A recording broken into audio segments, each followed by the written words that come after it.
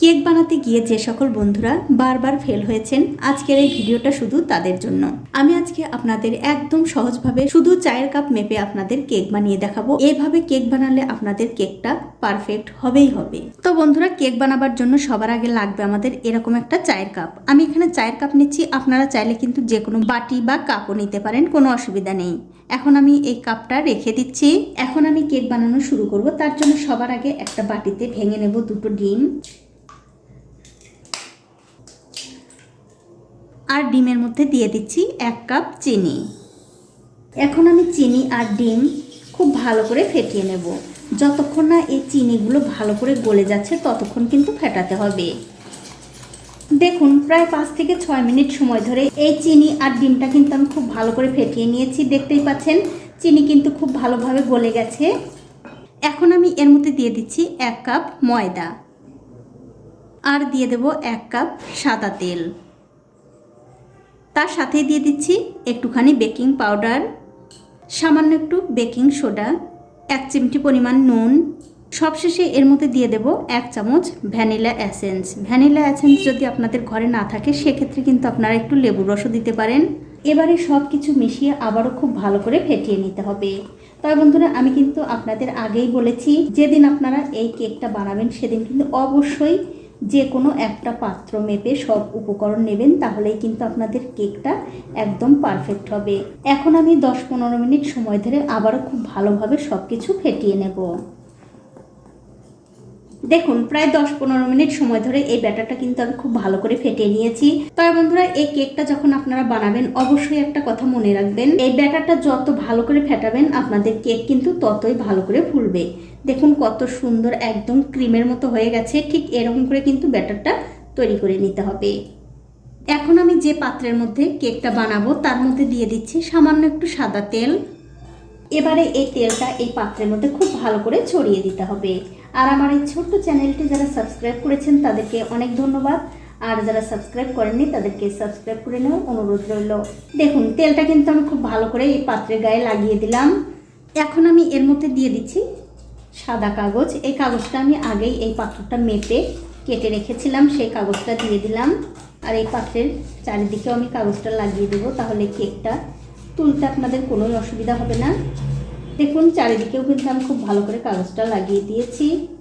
এবারে যে ব্যাটারটা আমি করে রেখেছি সেই ব্যাটারটা এই পাত্রের মধ্যে পুরোটাই ঢেলে দেব।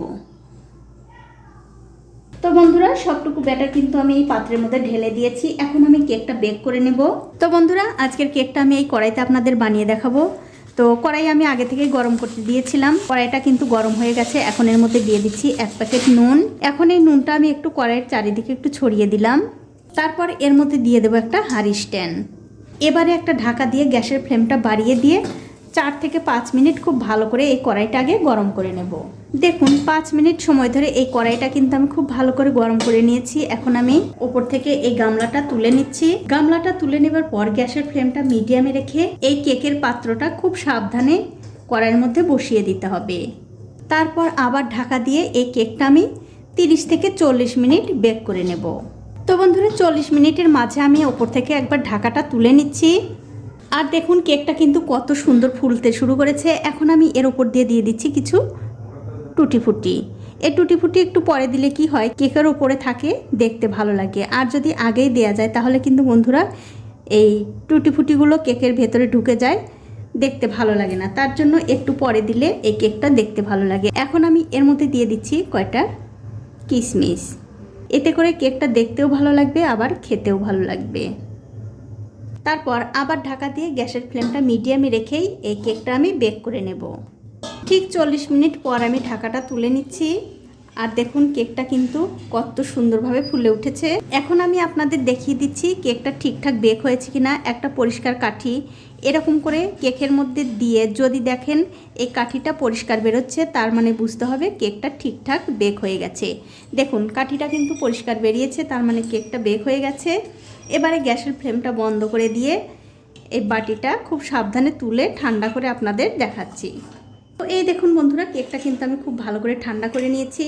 এখন আমি কেকটা এই বাটির মধ্যে থেকে তুলে নেব। তবে বন্ধুরা, কেক যখন আপনারা এই বাটির মধ্যে থেকে তুলবেন, অবশ্যই কিন্তু একটু ভালো করে ঠান্ডা করে তুলবেন, তাহলে কিন্তু দেখবেন এই কেকটা আপনাদের বাটির মধ্যে থেকে বের করতে কোনোই অসুবিধা হবে না।